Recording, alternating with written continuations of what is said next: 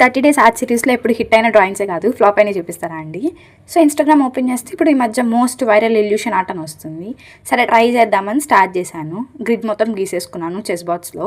And first colour fill చేసింది blue colour. అది half fill చేయగానే పేషెన్స్ పోయి ఇంతవరలే ఫిల్ చేసేది అని హాఫ్ పేపర్ కట్ చేశాను. సో నెక్స్ట్ దాని కాంట్రాస్ట్గా ఒక లైట్ బ్లూ కలర్ గీద్దామని స్టార్ట్ చేశాను.